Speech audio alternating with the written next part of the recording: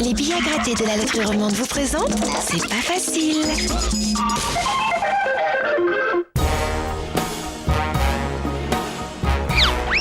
I'm feeling good.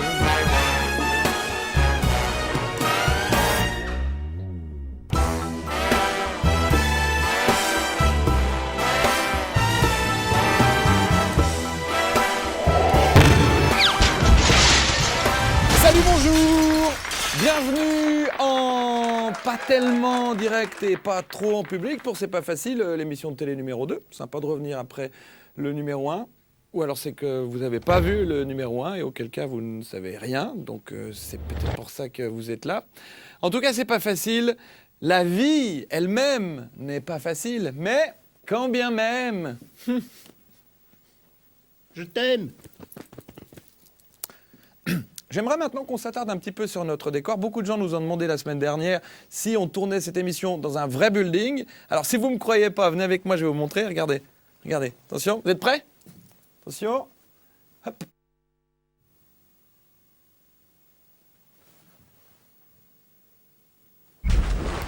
Voilà. Dans quelques instants, notre invité va prendre place dans ce fauteuil. Mais juste avant, j'aimerais vous parler de tout et de n'importe quoi, mais surtout de n'importe quoi. Le temps de rejoindre juste mon fauteuil. C'est pas facile, facile. Tout de suite, quelques nouvelles de l'actualité avec tout d'abord une réaction spontanée et pour le moins sympathique d'un garçon prime-sautier et facétieux. C'est le frère de notre invité de la semaine dernière qui souhaitait réagir à notre dernière émission. Alors, Oussama, vous êtes en direct avec nous. Vous avez vu notre émission de la semaine dernière. J'ai vu votre émission de la semaine dernière avec mon demi-frère d'Islam. Ça m'a fait plaisir d'y lire et voir, comme j'ai été content. J'ai voulu vous demander un petit service. Comme je ne sais pas tellement où dormir en ce moment, je voulais vous demander son adresse si possible. Ah, non, alors là, je ne pense pas que ce soit une bonne idée, voyez-vous, parce que je ne pense pas qu'il ait tellement envie de vous revoir, non ? Bon ben, tant pis alors. Dites-lui seulement qu'il me rende mes cravates. Ah, on lui dira merci, oui. Et puis, c'est certainement pas là où se cache Oussama qu'on peut voir ce genre de publicité. Regardez, je pense que tout le monde l'a vu, ça remonte à quelques années. C'est une campagne pour une ligne de sous-vêtements. Je ne sais pas si on le voit mieux, là. Est-ce que vous voyez bien ? Vous dites un petit peu, voilà, comme ça. Alors, tout le monde connaît ces célèbres publicités pour cette marque de sous-vêtements. Mais la question, le mystère qui est là autour, c'est qui se cache derrière ce corps sublime, quelle est la tête de cette personne, de ce mannequin ? Eh bien, en exclusivité pour C'est pas facile, nous allons vous la montrer car nous avons la réponse. Voilà. Voilà la réponse, la triste vérité. C'est que je ne vous parle même pas de mon salaire. Effectivement, c'est uniquement une question d'argent. Mais comme ça, c'est dit, c'est fait. Eh oui, c'est pas pour le plaisir. Et puis, nettement moins érotique, disons même franchement cynique, voire à chier si on avait le droit de le dire à la télévision, c'est la campagne de publicité d'un parti qu'on ne nomme pas. C'est un petit peu comme Harry Potter, si on le nomme, il arrive, bien qu'il soit déjà bien là. C'est cette publicité. Alors, regardez-la bien, vous avez vu la tête de cette fille. Alors, il y a une évidence, c'est que elle a un mouvement de panique complet qui ne peut pas être dû au texte. Le texte est beaucoup trop gentil pour lui faire peur comme ça. Alors on s'est posé la question, qu'est-ce qui fait bien peur à ce point à cette femme ? Et on a la réponse puisqu'on a la photo originale. Alors la photo originale, la voici. Voilà ce qui fait vraiment peur à cette demoiselle. Et puis avant d'accueillir notre invité, terminons sur une note sympathique. Aujourd'hui, le dos. Ceux qui ne l'aiment pas disent que c'est un prétentieux personnage, ceux qui l'aiment aussi. Non, je plaisante bien sûr. Il agace, il fait pas mal de jaloux et nous avons le plaisir de le recevoir aujourd'hui dans C'est pas facile. Voici Jérôme Rudin.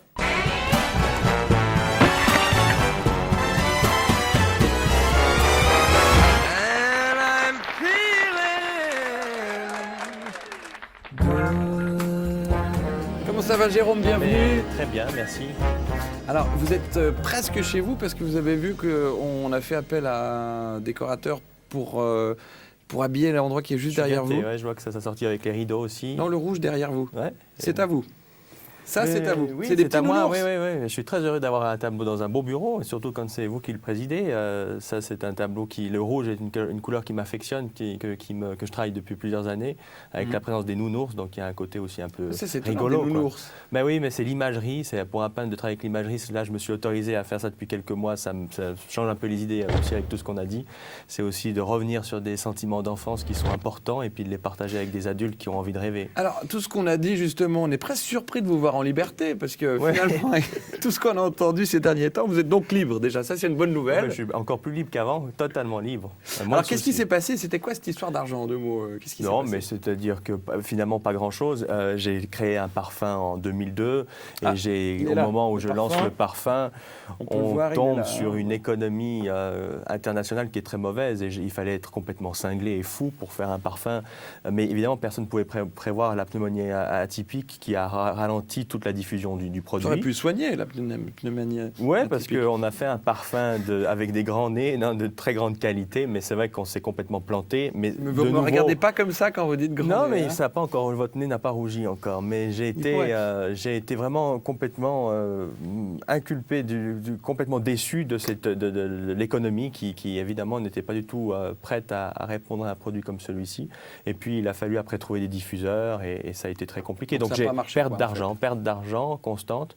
Alors évidemment ça m'a créé des petits problèmes. Et puis la division que j'avais créée, la société que j'avais, je l'ai laissé tomber parce qu'à un moment donné il faut savoir couper et on ne peut pas éternellement perdre de l'argent. Alors, vous qui aimez ça, Jérôme, vous allez adorer notre studio achat. Vous connaissez le studio achat? Oui, mais j'aime beaucoup, c'est vrai. Alors, on vous vend n'importe quoi par correspondance, vous savez. Ouais. Par exemple, on pourrait essayer un jour, on pourrait imaginer de vendre des tableaux au studio achat.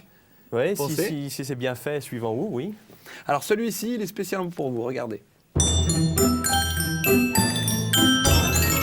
Bonjour à tous et bonjour aussi à vous Rob. Je suis super content de vous accueillir dans ce studio achat. Aujourd'hui, je vais vous faire découvrir une chose absolument extraordinaire. Bonjour Steve. Ah oui? Ah, je vois que vous avez l'air étonné. Vous ne me croyez pas? Alors regardez ce que j'ai dans ma poche. Mais c'est un morceau de papier! Non, c'est bien plus que ça! C'est une façon révolutionnaire et très pratique d'acquérir des choses sans guerroyer. Acquérir des choses sans guerroyer, mais ça n'est pas possible, Steve. Je vous comprends, Rob. Il est en effet difficile de croire qu'une si petite chose en papier puisse permettre de se procurer tout ce qui existe au monde. Et pourtant, c'est possible! Un morceau de papier qui permet d'obtenir tout ce qui existe au monde. Incroyable, Steve. Et comment s'appelle ce produit miraculeux? Son nom est l'argent. C'est joli comme nom, n'est-ce pas? L'argent! Ah oui! En tout cas, c'est très agréable de vous l'entendre dire. Tout cela est très bien, Steve. Mais comment utilise-t-on l'argent? C'est très simple. Pour utiliser l'argent, il suffit simplement d'aller vous procurer quelque chose. Regardez. Et oui, grâce à l'argent, plus besoin de guerroyer pour obtenir des choses. Fini les pillages, les vols, les saccages, les razzias et les destructions massives. Maintenant, grâce à l'argent, il vous suffit de vous rendre à l'endroit où vous souhaitez obtenir un objet, une chose ou une personne et de tendre ces astucieux morceaux de papier. Alors, Rob, convaincu par l'argent? C'est vraiment incroyable, Steve. Une vraie révolution pour la vie des ménagères.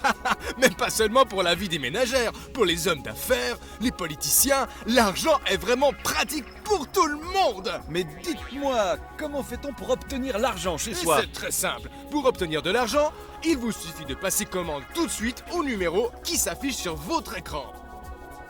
Vite, commandez votre argent qui vous appartiendra sur simple débit de votre carte de crédit. Le billet de 100 francs, seulement 150 francs, frais de port compris. Et en bonus cadeau pour les 1000 premières commandes, vous recevrez gratuitement cette astucieuse pièce de métal d'une valeur de 5 francs. Alors, n'attendez plus. Vous aussi, procurez-vous tout ce dont vous rêvez grâce à l'argent. Une maison, un bateau, de la drogue, le monde et même une canne à pêche. L'argent, une véritable source de revenus. Incroyable, non? Mais vous connaissiez déjà les fabuleuses vertus de l'argent, non? Quand même. Oui, mais un artiste, le problème avec l'argent, c'est que moi, j'en ai toujours gagné un peu parce que mes tableaux se sont vendus très rapidement et j'en ai j'en ai perdu beaucoup, ce qui est certainement aussi le propre d'un artiste. Un pas en avant, 2 pas en arrière, c'est ça? Un peu, ouais, mais je pense que finalement, aujourd'hui, je rentre dans une nouvelle dimension parce que le problème de l'argent, c'est pas que je m'en suis détaché parce que les choses, j'ai donné l'impression que rien fonctionnait, mais finalement, ma peinture se vend et c'était peut-être l'objectif. Mais le problème de l'argent, c'est qu'il devient jouissif quand on peut le redistribuer, quand on peut le réinvestir, quand on en fait quelque chose. Vous avez commencé quand? 17 ans, surtout d'être sur le marché déjà à l'âge de 17 ans. Je peignais déjà un peu avant. Puis directement avec des amis bien placés ou non, ils mais sont ça, venus ensuite? Alors, la question, effectivement, c'est là que je souffre aussi un peu parce que finalement, on me connaît mal. On a vu ces derniers articles assez agressifs sur mes problèmes de société, de faillite, etc. Et en fait, on ne sait pas d'où je viens. Alors, c'est pour ça que je n'ai pas voulu écrire, mais j'ai confié l'écriture de ma biographie à Non, on va en parler plus tard, il y a un bouquin qui va sortir. Et là, donc, j'ai le sentiment, j'espère, le but, c'est que les gens puissent me découvrir et d'où je suis parti, avec qui, et ça, on le découvrira. Mais vous avez quand même d'une manière relativement simple. Vous avez quand même des amis bien placés, vous avez quand même des c'est vrai que j'ai un gens dans la réseau, jet set, j'ai créé un réseau qui est une force, mais ce réseau-là, je l'alimente parfois. C'est vrai que, effectivement, la baronne Marianne Brandstetter qui est rentrée dans la ferme célébrité, c'est vrai que c'est une cliente et une amie. J'en ai beaucoup comme ça dans le monde, mais je les ponctionne pas et je les exploite pas forcément. Avec des amis comme ça, vaut mieux. On n'a plus besoin d'ennemis aussi des fois. Hein. Oui. Attention. Hein. Oui, alors justement. Quel rapport vous avez avec l'argent? Est-ce que vous en avez besoin pour exister maintenant? Mais de moins en moins, j'avais un train de vie qui était plus grand à l'époque. Maintenant, donc vous dites oui, à l'époque, vous aviez quand même mais à besoin de l'époque, ça. oui, parce qu'à l'époque, on paye son entrée. Et c'est ce que j'explique dans cette biographie, c'est qu'il y a des moments où il faut avoir de l'argent, parce qu'il faut en dépenser. Je crois que je l'ai fait. Maintenant, je vis pas de ma notoriété, parce que c'est pas le but et c'est pas ce qui me plairait de faire, mais c'est que je vis vraiment de mes tableaux et je me rapproche de choses plus saines. Et inévitablement, comme il y a quand même un réseau qui est créé, les choses sont plus faciles aussi. Ça, je l'avoue. Jérôme Brudin, vous avez 30 ans, vous l'avez dit, vous êtes toujours habillé à la mode. Alors, le look, c'est important pour vous. Hein. Alors, c'est quoi? C'est être à la mode ou être bien habillé? Parce que généralement, maintenant, les deux vont plus de c'est pair, pas ça, hein. mais c'est que oui, effectivement, mais je peux pas être à la mode et bien habillé. J'ai reçu en 1999 ou 2000, je sais plus, le prix de l'élégance qui a été décerné par Massimo Gardia. Mais pas avec des pantalons comme ça. Regardez, mais il y a des trous partout. à l'époque, on les faisait pas encore. Puis ceci, j'ai rajouté de la peinture qui sort de mon atelier. En plus, il y a des taches. Mais pour moi, l'élégance, c'est l'élégance de l'âme et l'élégance intérieure. Chaque homme et chaque femme a quelque chose à apporter, et je crois que c'est pas parce qu'un habit est griffé qu'il a plus de valeur, mais c'est comment il est porté. Et moi, je m'habille pas pour les autres, je m'habille pour moi. Donc, vous devenez presque plus raisonnable, hein? Plus finalement, équilibré, on dirait. Mais et peut-être plus mûr. J'étais déjà mûr, mais mûr. peut-être une forme de maturité plus grande face aussi à mes ennemis. Est-ce que vous sortez en boîte? Parce qu'avec un look comme ça, on a l'impression que vous pourriez aller dans des boîtes techno. Ouais, non, mais je suis beaucoup sorti. C'est pas que je suis pas du tout blasé aujourd'hui, mais je suis beaucoup sorti à l'international quand j'étais à Paris ou à Monte-Carlo ou aux États-Unis. Maintenant, je sors un peu moins parce que sur le plan local, c'est vrai que d'abord j'ai aussi plus de travail, donc on peut pas tout faire. Mais j'aime bien de temps en temps. C'est vrai que si je sors parce que je suis un extrémiste. C'est une musique que vous aimez bien, la techno? Ouais, ça me pose pas de problème. Alors vous allez beaucoup aimer ce que vous allez voir maintenant. C'est quelqu'un qui essaie de percer dans le milieu, qui essaie de se faire des amis du côté de la jet set. Donc certainement que vous pourrez l'aider. Voici le casting de C'est pas facile.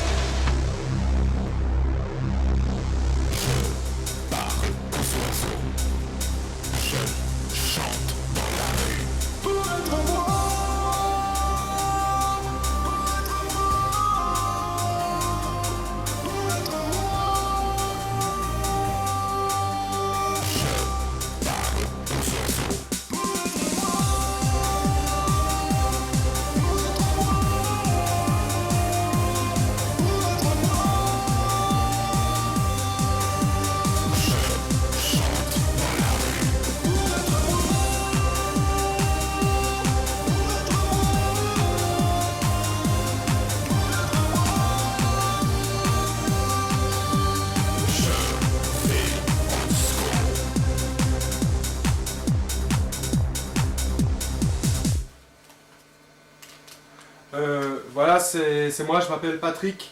C'est un peu spécial ce que je fais, mais enfin, si ça vous intéresse, vous pouvez toujours me contacter sur mon site internet patrick.com pour toutes vos soirées, anniversaires ou fêtes d'entreprise. Merci. Voilà, comme ça, quand vous retrouverez la baronne, elle sera sortie de la ferme, vous pourrez faire une soirée avec Patrick, Elle si aura ça vous certainement intéresse. les mêmes yeux Oui, elle a peut-être déjà maintenant les mêmes C'est yeux vrai. que ce pauvre Patrick qui, chaque semaine, nous envoie sa cassette. Il fait ça chez lui avec sa caméra. Donc, vous avez compris le message. Si vous n'avez besoin de rien, vous demandez à Patrick. C'est certainement la meilleure personne. Alors, Jérôme Brudin, vous vous agacez et vous devez aimer ça, puisque vous sortez rien de moins qu'un livre pour vous raconter qui s'appelle « Excusez-moi si je vous dérange ». Alors, c'est quoi? C'est une bio? Oui, c'est une biographie. Effectivement, c'est un peu prétentieux à 30 ans. Parce Bah oui, que c'est pas un peu tôt, quand même. Mais c'est très tôt, mais il y a une vie, justement, j'ai envie que les gens sachent d'où je viens, quels ont été les codes d'entrée dans ce monde de la jet set, entre guillemets. Et surtout, c'est vrai qu'il y a quand même 13 ans de travail pour un peintre qui commence très vite à 16-17 ans. C'est 13 ans, ça compte. Alors, pour moi, c'est une première tranche de vie. Bien sûr que, déjà, l'idée de la notion d'avoir... Vous ne pensez pas à mourir jeune, non? Passer à la postérité mais je suis à 40 ans, je suis assez obsédé par la mort, c'est quelque chose qui me préoccupe, je ne suis pas rassuré face à ça. Donc c'est vrai que j'ai essayé de faire beaucoup de choses aussi. C'est pour ça qu'il y a eu ces premières cassures dans ma vie. C'est ça qui vous motive, c'est de faire les choses vite, justement, au cas où, parce qu'on ne sait pas. Et si puis il y a demain, 30 ans, on sera encore là. aujourd'hui, on est beaucoup moins jeune dans notre société, que ça va tellement vite. Je veux dire, à 30 ans, on n'est pas un vieux con, mais à 40, je le serai. Donc j'ai que 10 ans pour fortifier une position. En tout cas, c'est cette obsession de la société qui me préoccupe et qui m'intéresse aussi. Et c'est vous qui l'avez écrit tout seul, non? Vous avez demandé à quelqu'un, vous l'avez dit au début de cette émission? J'ai demandé, oui, c'était pas un exercice auquel je voulais me prêter parce que j'avais déjà essayé les violons une fois, de demander à quelqu'un, ça avait été assez intéressant. Non, cette fois, vous en parlez de l'histoire des violons, c'était quoi? Non, mais aujourd'hui, je m'amuse beaucoup. C'était l'histoire des fonds, les fonds de la brésilienne. Il y avait eu effectivement ça paraît dans un peu cru, les fonds de la brésilienne. Ouais, non, mais ça... Même un peu cru, mais c'est pas ça du tout. C'est quelqu'un avec qui vous avez demandé de faire des... Oui, non, mais j'ai fond de demandé vos tableaux, à une jeune peintre brésilienne de travailler sur un thème de fond et qui était un travail qui était dirigé. Ça a été parfaitement compris par mon public, mais ça a été mal compris par un média, ce qui a été... Sur le moment, c'est toujours crispant quand on est pris dans une tempête parce que ça vous bousille beaucoup de choses, mais après vous vous apercevez que c'est de nouveau une force. Oui, on n'a rien, on passe, il y a 12 chapitres dans la biographie et il y a un chapitre consacré à la brésilienne. Donc vous réglez un peu vos comptes. Non, parce qu'on n'a pas. Moi, ce que je voulais faire, c'était vraiment quelque chose de très humain qui donne une notion pour le public qui m'a découvert, parce qu'à une époque, le public qui me découvrait, c'était plus les gens du milieu de la jet set qui ouvraient Gala et Paris Match. Et puis, je crois que la Suisse romande m'a beaucoup découvert avec tous ces scandales dirigés par un quotidien roman. Et le but, c'est que... C'est finalement votre meilleur support. Mais finalement, oui. Mais je ne comprends pas pourquoi ils continuent à écrire sur moi. Mais ça, c'est un autre débat. Mais moi, ce qui m'intéresse, c'est finalement, dans cette petite biographie, c'est de donner justement, mais avec une parfaite réalité, c'est que les gens qui m'ont découvert à travers ces quotidiens romans me découvrent à travers une forme de vérité. Alors, vous allez quand même faire les illustrations, j'espère, non? C'est illustré photos, par des photos de tableaux, pas de caricatures. Des photos aussi de personnages que vous avez rencontrés. Oui. On vous voit souvent au bras de très belles femmes. Vous êtes plutôt un Don Juan? Non, mais là, je crois aussi qu'il y a une image à un moment donné de Playboy qui est arrivée. Je ne sais pas, parce que c'est vrai que dans certaines émissions en France... Mais j'ai eu énormément de succès au sein de la Jet Set à Paris, et j'en ai toujours aujourd'hui, mais je me suis un peu recentré sur le côté local, sur la Suisse romande. C'est peut-être aussi pour ça que les gens se sont plus déchaînés, mais c'est quand même mon pays. Alors, toutes ces femmes, c'est vrai que le monde de la vie parisienne est un monde magique, et le mot magie, moi, me plaît, donc on est là pour... Il y a une complicité qui s'installe avec ces gens. Donc, bon, j'espère que vous n'êtes pas un Don Juan, parce que c'est quelque chose qui n'est pas du tout facile à gérer. Regardez. Toi, tu caches bien ton jeu, toi, hein? Non, c'est pas ça, c'est que j'ai plus rien, quoi. Je vais en boîte, tous les samedis soirs, j'ai un top modèle, quoi. Ah ouais? Et j'ai un tout petit appartement, donc je sais plus où les mettre, donc c'est un vrai... C'est qui? Coucou, c'est Monique. Comment ça va? Tu te souviens pas, on est sortis ensemble il y a une année. J'ai ton nez. Chut!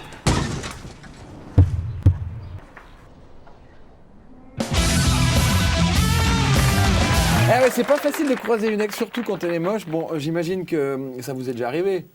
Mais pas vraiment. Mais c'est-à-dire mais... que moi, en boîte, je suis un grand sauvage finalement, ce qu'on imagine peut-être mal. Mais quand je vais en boîte, j'ai un petit endroit réservé, pas du tout par prétention, mais parce que je suis entouré d'amis, donc ça fait un peu bloc. Les gens n'osent pas trop. D'accord, on parle pas de la boîte, mais les ex, vous en avez croisé des fois dans la rue où vous avez déjà vécu ces situations? Mais parfois, ça m'est arrivé d'avoir des dîners où on se retrouve, où il y a 3 ex à la table, donc ça m'amuse plus, mais pas tellement dans la rue, non.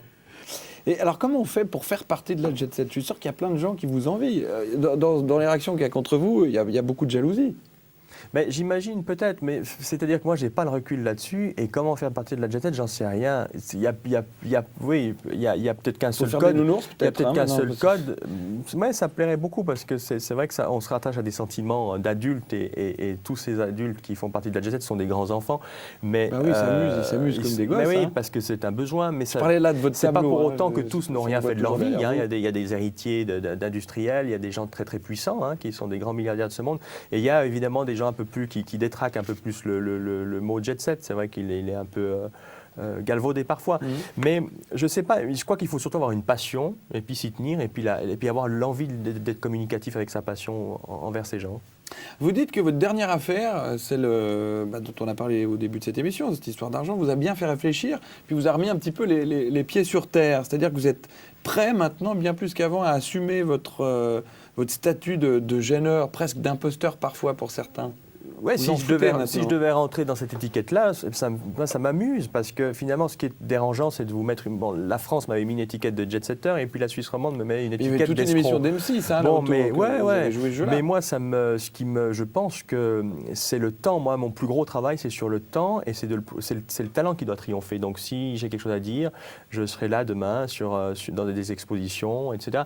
Je crois que finalement, tout ce qui se passe autour de moi, je le gère pas et puis tant pis. Et puis peut-être dans 10 ans, 20 ans, on se dira, mais finalement, il était mal compris, incompris. Et c'est ce qui fait la force d'un peintre ou d'un artiste en général. Ça vous fait quand même rêver, les paillettes d'Hollywood? Vous rêvez d'une maison à Los Angeles? D'être une star? Mais non, parce que hollywoodienne? les artistes, moi, c'est ce qui m'intéresse, ce sont que mes clients m'invitent dans leur maison ou que mes tableaux se retrouvent chez eux. Mais ça ne me fait pas rêver, parce que je n'aurai jamais les moyens de pouvoir, même si dans 20 ans, ma peinture se vend très cher. Vous savez, il faut beaucoup d'argent pour pouvoir avoir 3 domiciles, surtout à l'un à l'autre bout du monde. Et puis en Europe, c'est l'argent, j'en aurai jamais assez. Alors, mais je vous dis ça parce que je peux peut-être vous aider, parce que je me suis moi-même lancé dans le cinéma. Regardez. Libère ton esprit, Néo.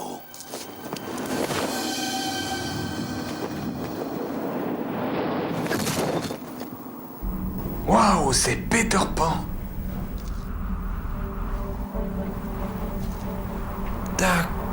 D'accord, c'est pas Peter Pan, c'est un trucage. Moi aussi, je peux le faire.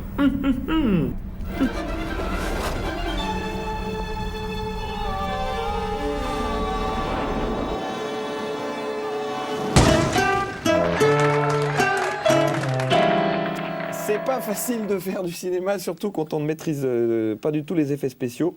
Alors voilà, c'est presque la fin de cette deuxième édition de C'est pas facile. Je vais, avant de conclure, vous présenter quelques objets qu'on a trouvés chez vous, Jérôme. Alors par exemple là, nous avons... C'est un souvenir de Birmanie. Une petite... Mais moi, je pensais que m'attache... c'était une chinoise, non pas du tout. Hein. Ouais, ben, on peut jouer avec, on peut hein. tout imaginer derrière le baggy et puis le chapeau. C'est important pour vous les objets, Ouais, non, mais moi les j'aime souvenirs. bien toutes ces petites choses. Sont des choses qui sont beaucoup plus précieuses pour moi que des objets de Ça luxe. aussi. On aurait, oui, Ça c'est à vous. parce que oui, mais ça c'est ce qu'on trouve sur les tables des restaurants chinois où on pose des baguettes. En porcelaine, regardez. Mais je les vole pas. Je demande aux propriétaires des restaurants s'ils sont d'accord de me les offrir, mais ça c'est qu'à l'époque C'est sûr, vous n'êtes pas du genre à piquer les cendriers dans les hôtels? J'aimerais beaucoup, mais j'ai appris qu'il fallait ils nous les offrent hein, si on est bon client. C'est vrai? On n'a pas besoin de les voler? On n'a plus besoin de les voler? Bon, en tout cas, dans mon C'est cas, bon à soit savoir, je propose de les acheter, soit je les... Mais c'est toutes des choses comme ça, de souvenirs de voyage. C'est pas des objets effectivement Là, riches ou luxueux. Hein. Oui, il y a juste Il y a le peut-être juste coupe-cigare. ça, Voilà. ouais. Mais c'est des choses qui sont des petits objets pour moi qui ont de l'importance, avec lesquels je vis sur mon bureau. Ces petites poupées sont sur mon bureau, le coupe-cigare évidemment aussi. Puis alors ça? Ça, c'est une assiette du Ritz justement. à Paris, Ah. mais c'est aussi une assiette dans laquelle j'ai bu le café. Mais c'est toutes des choses qui C'est sont... Lady Diana a pu boire le café là-dedans. Peut-être. C'est possible. Mais hein. c'est toutes des choses qui me plaisent, moi, beaucoup plus que d'avoir une jolie montre. Et c'est des petites choses complètement affectives qui m'entourent dans Alors mon ça veut dire que quotidien. vous voulez montrer un côté aussi simple maintenant? Mais non, mais c'est Boudin peut-être est pas si quelqu'un de simple d'avoir été... Ça, c'est une petite... La poupée de bois, la chinoise vient de Birmanie, Oui, oui, l'assiette vient du Ritz. Bon, c'est peut-être pas si simple, c'est peut-être un peu con, mais Ah non, c'est mais des je choses vous qui vois, me touchent. non, mais je vous vois venir, c'est pas mal. C'est-à-dire que c'est des objets très simples et qui viennent d'endroits qui ne sont pas du tout Voilà, faciles peut-être que d'accès. je vais à c'est ça l'envers, voilà. Ouais, peut-être. mais c'est très malin comme démarche. Hein. En tout cas, merci d'avoir participé à cette deuxième émission, Jérôme. Juste avant de vous laisser partir, j'aimerais vous demander une chose que je demande à tous les invités. Pour vous, c'est quoi qui était le moins facile dans votre vie jusqu'à maintenant?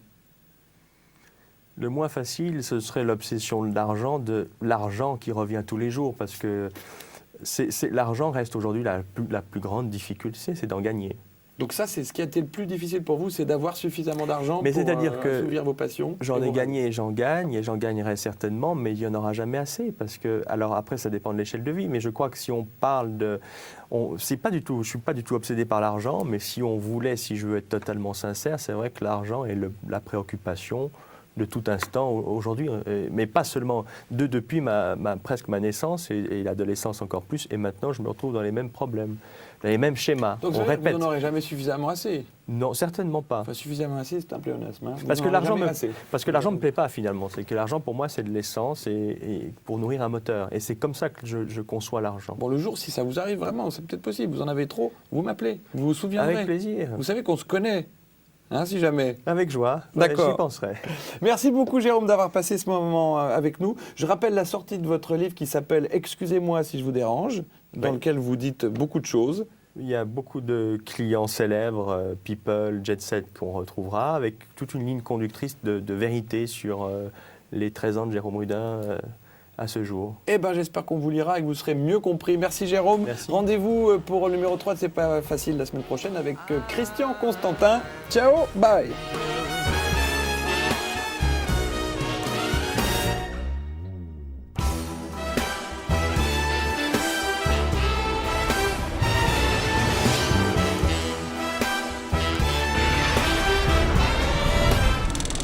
Les billets à gratter de la loterie romande vous ont présenté C'est pas facile.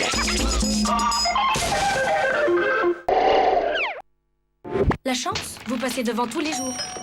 Il y a une bonne dame qui arrive, puis elle s'est mise à gratter. Le premier, il n'y avait rien. Deuxième, oh là là, monsieur Lièvre, qu'elle me dit, j'ai gagné 2500. J'ai dit, venez voir, je gratte, j'ai dit, mais pas 2500, 25 000. Oh là là, la catastrophe là derrière le comptoir, hein, prête à tomber, prête à... Parce qu'alors vraiment, tout juste, hein, si elle n'a pas versé ou quoi. Puis elle m'a donné 250 francs, c'était assez sympa de sa part. Loterie romande.